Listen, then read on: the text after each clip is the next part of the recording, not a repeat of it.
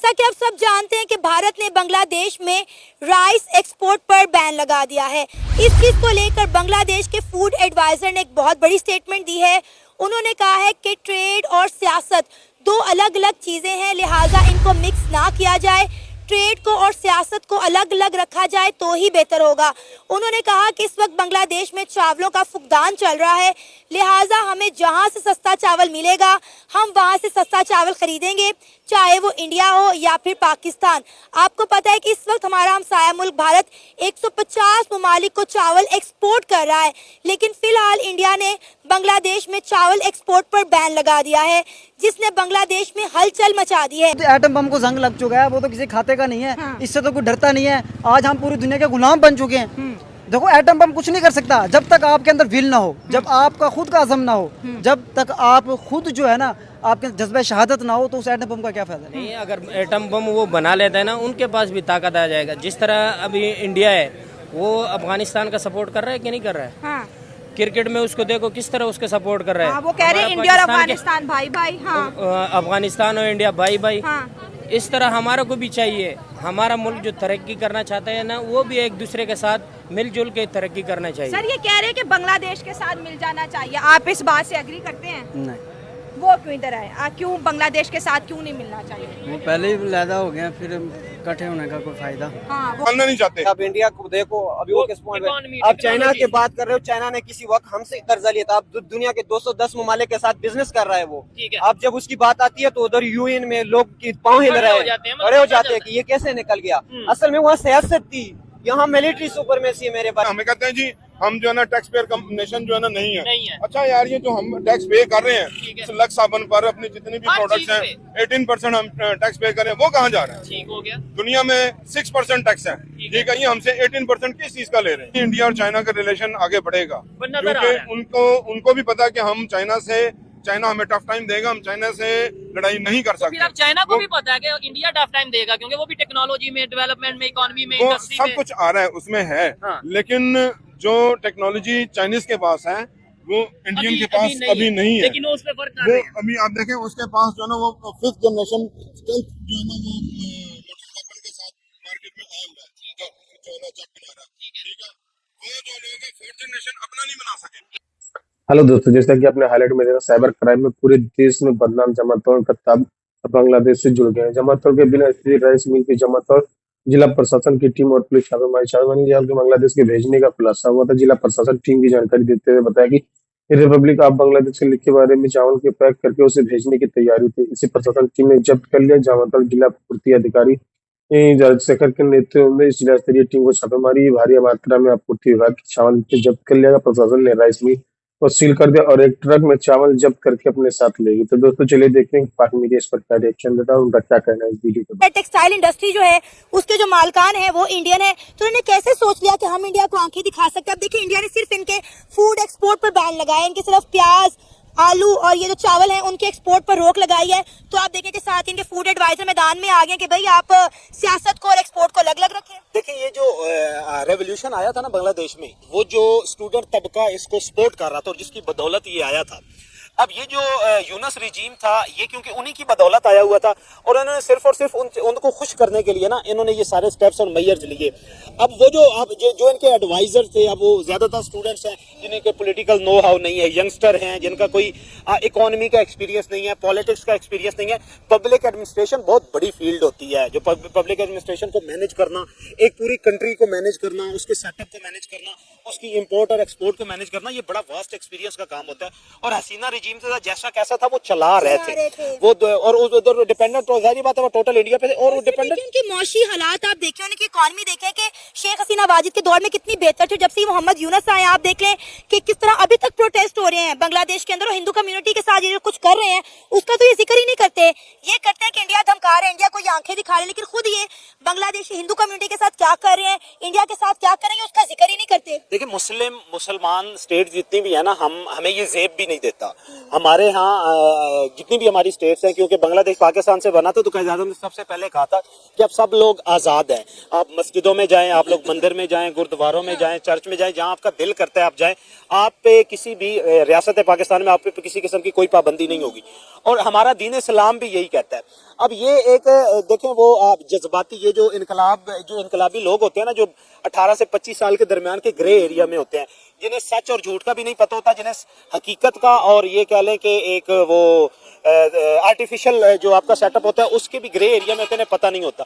अब ये जो काम कर रहे हैं, इसके कॉन्सिक्वेंसेस जो हैं वो मुसलमान जो कि इंडिया में है उनको फेस करना पड़ रहे हैं। अगर ये एक ऐसा गुड आप ये देखें गुड जेस्चर पेश करते, ये उनके हकूक को प्रोटेक्ट करते, वो माइनॉरिटी क्या करती है? किसी भी रियासत में माइनॉरिटीज के पास क्या होता है? माइनॉरिटी कुछ भी नहीं कर सकती, वो रेबल्स नहीं कर सकते, वो किसी किस्म की आप ये कह लें कि कोई ऐसी एक्सट्रीमिस्ट एक्टिविटीज भी नहीं कर सकते, वो अपने आप को संभाल के। पाकिस्तान में आप देखते हैं कि अक्सर औकात क्रिश्चियन कम्युनिटी के साथ वाकयात होते हैं, लेकिन वो क्या करते हैं, फिर भी उन्हें चुप करना पड़ती है ना, क्योंकि मेजोरिटी 96% मुस्लिम की है पूरी दुनिया में, जहां पे भी मेजोरिटी है। क्योंकि हम लोग अभी अंडर डेमोक्रेटिक सेटअप में हैं, हम डेमोक्रेटिक सेटअप में नहीं है, बांग्लादेश भी डेमोक्रेटिक सेटअप में नहीं है। तो ये सारे मामला ओवरऑल इनका ये जो सिस्टम था, ये जो रिजीम सेटअप था, उसको इसने इफेक्ट किया, और ये आने वाले दिनों में भी दोबारा इफेक्ट करेगा। अगर ये अपनी इकोनॉमी को बेहतर डिसीजन मेकिंग इनकी स्ट्रांग होती ना, और ये वो जो तबका था, वो जो सेटअप था, जो इनकलाबी लोग थे, उनको एक टेबल टॉक पे लेके आते, उन्हें हकीकत जो आपकी सिचुएशन सिनेरियो था ट्रू, वो उनके सामने प्रेजेंट करते कि हमारा बेसिक एम था हसीना रिजीम से हमने निजात हासिल कर दी, तो वो हमने कर लिया। अब हमने एक ग्रेटर बांग्लादेश बनाना है, हमने एक बेहतरीन बांग्लादेश बनाना है, तो उसके लिए हमें ये मेजर्स लेने पड़ेंगे। सर, आप देखिए ना, बांग्लादेश इस वक्त सिर्फ और सिर्फ क्राइसिस से ही गुजरा है। शेख हसीना वाजिद को गए 4 महीने हो गए, लेकिन अभी तक बांग्लादेश जो है वो एहतजाजों की आग में जल रहा है। हम देख रहे हैं कि टेक्सटाइल इंडस्ट्री उनकी तबाह हो गई है। इंडिया से जो ऑटो पार्ट्स आते थे, इंडिया ने उनके एक्सपोर्ट पे भी जो है रोक लगा दी है। 20,000 इंडियन एक्सपोर्टर्स ने कहा है कि हम शिपमेंट जो है बांग्लादेश नहीं भिजवाएंगे, क्योंकि उनके पास पेमेंट्स नहीं है, बांग्लादेश के पास पैसे ही नहीं है कि ये पेमेंट कर सकें शिपमेंट की। अब आप देखें कि नो डाउट हम इस चीज को डिनाई नहीं कर सकते कि 1971 की जो वॉर हुई थी इंडिया और पाकिस्तान में, वो बांग्लादेश की वजह से ही थी। मशरकी पाकिस्तान को बांग्लादेश बनाने के लिए यही बांग्लादेश ने इंडियन आर्मी को पाकिस्तान आर्मी के सामने ला के खड़ा कर दिया था, और आज ही एहसान फरामोश बांग्लादेश इंडिया को आंखें दिखा रहे हैं और पाकिस्तान से मदद मांग रहे हैं। देखिए, ये आप 1971 के जो हालात थे ना, उसके बांग्लादेश के कयाम के बाद के मौजूदा बांग्लादेश ना फिर उसी की तरफ जा रहा है। ठीक है, उसके अगर 71 के हालात देखें ना, तो जो पिछले 17-18 सालों में 1947 से लेकर 71 तक, अब ये बांग्लादेश ये कहता था, क्लेम करता था कि पाकिस्तान ने हमें एहसास महरूमी दी है। पाकिस्तान ने उनको 6 प्राइम मिनिस्टर दिए थे। ठीक है, 71 से 58 तक 7 प्राइम मिनिस्टर में से एक फिरोज खान नून जो था, और लियाकत अली खान के अलावा बाकी 5 के 5 प्राइम मिनिस्टर जो थे वो बांग्लादेश से थे। ठीक हो गया, हमने उनको प्राइम मिनिस्टर भी दिए थे, लेकिन वो खुद उनके अंदर ये आप ये कह लें कि अहलियत नहीं थी कि वो जो एहसास महरूमी थी उसको खत्म करने की कोशिश करते। अब उस वक्त ये देखें कि उनका क्लैश जो था बांग्लादेश का पाकिस्तान के एस्टेब्लिशमेंट के साथ चला, इंडिया ने उसको सपोर्ट किया, इंडिया के भी इंटरेस्ट थे और बांग्लादेश के भी इंटरेस्ट थे। उनके साथ सो कॉल्ड हम ये कहते थे कि उनके साथ ज्यादती हो रही है, एहसास महरूमी था। लेकिन अब ये जिस सेटअप पे अब लेके आ रहे हैं ना, अब अगर ये सियाने होते ना, तो ये उनके साथ अगर बेहतर ताल्लुकात करते, नॉर्मलाइज करते, ये उनसे आप ये कहें इकोनॉमिक असिस्टेंस लेते, ये उनसे कह रहे हैं वो तो हमसे पहले अलहदा हुए, आप इकट्ठे होने का क्या फायदा? यही तो हम लोगों का सोच गलत है ना। यही तो हम लोगों का सोच गलत है। अगर एक बंदे के साथ आप लड़ाई किया है, वो आपसे एक चीज छीनना चाहे, आप उनके साथ ये नहीं चाहिए कि आप उनके साथ लड़ाई करो, उनसे चीज छीनो।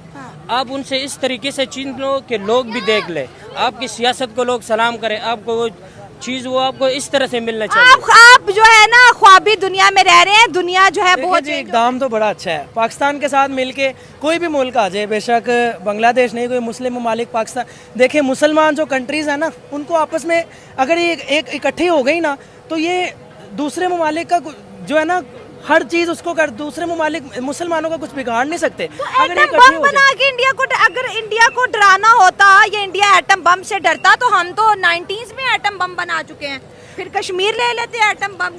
अब देखें ना, देखें हर चीज़ का ना कोई स्टेप लेना ज़रूरी होता है। उन्होंने अब चले अच्छा है ना हमारे लिए कि उन्होंने एक स्टेप ले लिया बांग्लादेश ने। हालांकि इतने साल हो गए बांग्लादेश को आज़ाद हुए पाकिस्तान से, लेकिन तब से अब तक उन्होंने कोई स्टेप नहीं लिया। शेख हसीना आप जिस तरह कह रही हैं स्टूडेंट्स ने वहाँ पे निकाल दिया, ठीक है, वो भी एक उन्होंने, अब उनकी जो यंग जनरेशन है, जो उनकी यूथ है, वो अब इनोवेशन की तरफ आ रही है। वो नए से नए आइडिया जनरेट करेगी, वो सोचेगी कि यार हम अपने मुल्क को कैसे तरक्की दे सकते हैं। तो हमारी आवाम तो पहले ही एटम बम से तंग है कि भाई एटम बम बना लिया, इससे आगे निकल मुसलमान जाओ। नहीं डरता, मुसलमान कहता है एटम बम बनाए दूसरों को भी मारे, हम तो शहीद हैं।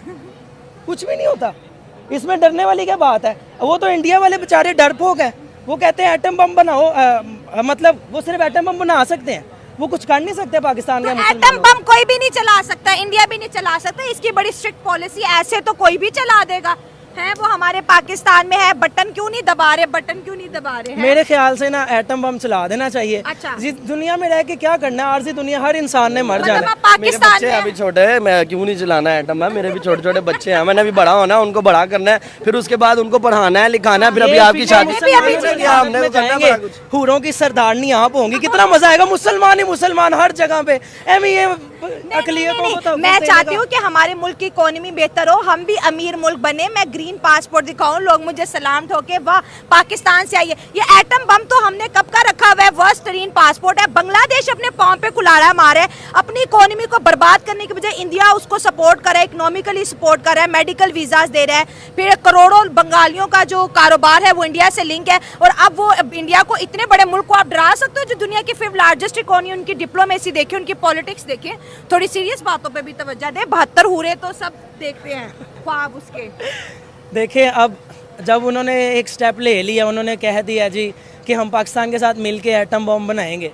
अब इसमें देखें, अवाम जो है ना वो सिर्फ, अब जैसे आप आ गए हैं मेरा इंटरव्यू लेने, हम लोगों तक अपनी बातों को पहुंचा जरूर सकते हैं, लेकिन लेकिन हम ना गवर्नमेंट के मामलात में ना दखल अंदाजी नहीं दे सकते।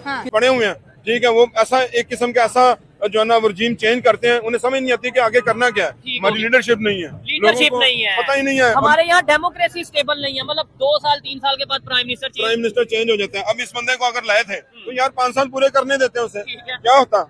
लेकिन वो हिस्ट्री टूट जाती ना, हमारी हिस्ट्री है कि 5 साल किसी प्राइम मिनिस्टर ने पूरे नहीं किए। तो एक जो है ना वो पहले जमात जो थी पीपल्स पार्टी, उसका सदर जितनी भी जमातें थी, हम नाम नहीं वो लेते, 5 साल पूरे करके गया, छोड़ था उसे करने दिए इन्होंने, ठीक है। एक नंबर का फ्रॉडिया आदमी है, इसको नहीं पता उसका, ठीक है। लेकिन जो बंदा आर्मी के खिलाफ बात करेगा ना, चाहे नवाज शरीफ हो, चाहे इमरान खान हो, या चाहे जो कुछ भी हो, ठीक है, उसे कहेंगे जी यह गद्दार है, इसे अंदर बंद कर दो, इसे बाहर भेज दो। अच्छा, जो बंदा इस तरह बात करेगा, लेकिन मैं कहता हूँ किसी के खिलाफ बात नहीं करनी चाहिए, जहाँ पे गलत हो उसके ऊपर उस पॉइंट को रेज करना चाहिए। अस्सलाम वालेकुम। ये आप थोड़ा सा इधर अगर आ जाएंगे, ये जो सर बात इन्होंने किया, इन्होंने, मुझे तो बड़ा अच्छा लगा इनसे बात करके, आपने इनकी बातें सुनी। मुझे बताएं, चाइना इस टाइम हमारे साथ खड़ा नजर आ रहा है, आपके ख्याल से क्या वजह? आयरन फ्रेंड था, को हिमालय से ऊंची दोस्ती है, लेकिन वो क्यों नहीं खड़ा हमारे साथ? हमारी पॉलिसी ऐसी है, ठीक है, हमारी पॉलिसीज ऐसी है। भाई आप कुछ कहना चाहते हैं, आप बात करें, फिर हम वाइंड अप करते हैं, फिर 22 से 1 क्लास में गवर्नमेंट के लिए मैसेज लेंगे, फिर वाइंड अप करेंगे। रंगों की भीड़ में सागर काश इंसान कोई कहला पाए। यहाँ हम पे गोलियां चलती है तो चाइना क्यों अपना पैसा इन्वेस्ट करे इस मुल्क में? अच्छा, वो समझे, जिस मुल्क में तालीम के लिए 1 पैसा हो, हाँ, और जो बंदूक उठाने वाले हैं उसके लिए 70 पैसे हो, अच्छा, वो मुल्क तरक्की कर सकता है। वहाँ कैसे, आपके पहले सवाल पे मातो, वहाँ कैसे एक बाखबर लोग, उसमें मैं जवाब ये देता हूँ ना, उसमें वो लोग ये कहते हैं जो बजट बनाते हैं या इसको मैनेज करते हैं, वो कहते हैं कि भाई हम पे दुश्मन कब्जा कर लेगा, हमला कर देगा, इसलिए हमें डिफेंस मजबूत करना है। वो फिर ये जवाब देते हैं ना, तो हमारी डिफेंस तो हम पे हमले कर रहे हैं, क्या आपने देखा नहीं? डिफेंस तो हमारे लिए, डिफेंस तो आउट ऑफ द बॉर्डर होता है, ठीक हो गया। डिफेंस तो हमारे ऊपर गोलियां चला नहीं, यानी एजुकेशन, मैं इस चीज से एग्री करता हूँ, एजुकेशन के बजट को भी इंक्रीज करना चाहिए, और दूसरे नंबर पे मीडिया पे। Without of education you can't understand ups and down of the society. आप माशरे के ऊपर नीचे नहीं पहचान सकते, खुदा को भी नहीं पहचान सकते। इवन दुनिया में क्या चल रहा है हमें वो भी नहीं पता चलेगा। हमने जो टीवी पे देख लिया, जो किसी चैनल पे अखबार पे देख लिया, हमें बस वही पता है। आप मुझे बताएं, जिन कंट्रीज का हमें बताया जाता है ये हमारे दुश्मन है, मैं इंडिया की बात करता हूँ, आपको लगता है कि वो वाकई में हमारी दुश्मनी के लिए सारा कुछ कर रहा है? वो अपने आप को आगे लेके बिल्कुल ऐसा बिल्कुल नहीं। आप इंडिया को देखो, अभी वो किस पॉइंट इकोनॉमी, पे, आप चाइना की बात कर रहे हो, चाइना ने किसी वक्त हमसे कर्जा लिया था, अब दुनिया के 210 ममालिक के साथ बिजनेस कर रहा है वो। अब जब उसकी बात आती है तो उधर यूएन में लोग की पाँव हिल रहे हैं, खड़े हो जाते हैं कि ये कैसे निकल गया। असल में वो सियासत थी, यहाँ मिलिट्री सुपरमेसी है मेरे भाई, यहाँ सियासत होने नहीं देता। नवाज शरीफ के भाई ने खुद कहा था कि भाई मेरे भाई को इसलिए निकाला गया कि अभी आप देख रहे हो, ये तो सारा बच्चा मैं तो ये कहता हूँ, मैं पहले भी कह चुका हूँ कि मेरी तरफ से ना, चाहे आर्मी आ जाए, मेरी तरफ से नवाज शरीफ आ जाए, पीपल पार्टी आ जाए, इमरान खान आ जाए, सब यही कहते हैं, कोई भी आ जाए पाकिस्तान की बेहतरी का सोचे। आर्मी हमारा आर्मी है बिल्कुल, और नवाज शरीफ भी हमारा इमरान खान भी हमारा इमरान खान है। मसला कोई ये भी आ जाए। तकलीफ तब होती है जब आता है कोई जाता है, लेकिन काम पाकिस्तान का नहीं होता, नुकसान पाकिस्तान का होता है, इमेज हमारा खराब होता है। इससे पूरी दुनिया में आपको पता है हमारे पासपोर्ट की क्या वैल्यू है, क्या अभी वर्थ है। देखें सर, जी परसों की बात है, जी जी, हमारी पंजाब असेंबली में एमपीएस की तनख्वाहें बढ़ 10 गई गुना शायद। 526%। हाँ 526 526%। 10 गुना और शायद सुना साथ ही कल गैस की कीमतें बढ़ाने की समरी आ गई है, 25% बढ़ा दें। ये चीज है। ये हालांकि हम पूरी दुनिया से कर्जा मांगते हैं और एमपीएस और एमएनएस को लाड़लों को दे रहे हैं। ठीक है, फिर उनकी सिक्योरिटी, उनमें से उनका कोई भी प्रोटोकॉल, गरीब उनके नहीं घर, है, सब अरबपति करोड़पति बिजनेसमैन, ठीक है, इनका बिजनेस है। यही सर आगे बात भी कर स्पोक्समैन रहे कह हैं। रही थी कि जी 1,70,000 चाइना से कैसे हमारे साथ चलेगा, हमारे दोस्त मुल्क कैसे हमारे साथ, हम मांगने जाते हैं, लेके आते हैं, लाड़लों को नवाज देते हैं। ठीक है, और अवाम अभी जो है IMF वो की शर्त थी कर्जा देने से पहले कि आम आदमी तक इसका बेनिफिट जाना चाहिए। किनको क्या, मुझे तो नहीं नजर आया। हमें तो कोई नहीं 2 नजर रुपए आया। पेट्रोल या 5 रुपए सस्ता हुआ, फिर अब तुम्हारा नहीं, पूरी दुनिया में सस्ता, हमारे में महंगा महंगा हो गया। तो गवर्नमेंट खुद बिजनेस कर रही है, सरकार का काम बिजनेस नहीं है। यहाँ क्या हो रहा है सर, लेकिन मेरे हम ख्याल से ना, मजदूर हैं, हम मजदूर बिल्कुल हम सब हैं, लेकिन जहाँ हम मजदूरी करते हैं वो खुद परेशान है, क्या करें। ठीक हो गया। अच्छा लगा इन सब भाइयों से बात करके। लास्ट में आप गवर्नमेंट को कोई मैसेज देना चाहेंगे? और मैं ये समझता हूँ आपसे भी रिक्वेस्ट है, आपसे भी, ये जितने लोग खड़े हैं, कि जो बातें आपने की है ना, ये पब्लिक में किया करें बातें, मतलब लोगों को समझाया करें। हमारे एक माइंड ये बन गया कि यार मेरे बोलने से क्या होगा, आपके बोलने से क्या। नहीं नहीं नहीं नहीं पता होने मैं आपको बताता हूँ, जो इस वक्त इंटरनेशनल रिजीम चेंज ऑपरेशन चल रहे हैं ना, ठीक है। तो गवर्नमेंट के चाहिए कि ये उनके पास आखिरी मौका है, हाँ, बंदे के पुत्र बन जाए, सीधे हो जाए, Otherwise ठीक है, फिर हम कहेंगे- अदरवाइज वापसी का मौका नहीं मिलना। वो आप देख लें कि वो दोस्तों, जैसा कि आपने वीडियो में देखा, जिला प्रशासन की टीम छापेमारी के दौरान 32 क्विंटल जन वितरण प्रणाली की दुकान में बिकने वाले चावल के भी जब्त किया है। जिला आपूर्ति पदाधिकारी ने बताया कि यह चावल बांग्लादेश में भेजा जा रहा था। वही जन वितरण प्रणाली के चावलों को भी गलत ढंग से दूसरे बारे में पैक करके खापने की काम काफी दिनों से चल रहा था। पदाधिकारी की माने तो ये काफी दिनों से सिंडिकेट की तरह काम कर रहे हो रहे थे। यही कारण है कि इतनी चालाकी से सरकारी चावल को बांग्लादेश में भेजा जा रहा था। आसपास के लोगों को भी इस बात की जानकारी नहीं थी या नहीं प्रशासन की टीम की सूचना मिली थी या जान वितरण प्रणाली की चावल खाया जा रहा, लेकिन बांग्लादेश की यह चावल भेजा जाएगा, इसकी जानकारी प्रशासन को नहीं थी।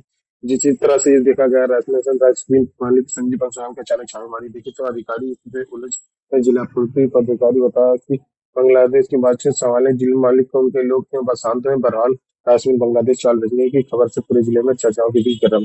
दोस्तों, वीडियो कैसा लगा अपने राय कमेंट बॉक्स में जरूर दें। वीडियो पसंद आए तो लाइक सब्सक्राइब करना ना भूलें।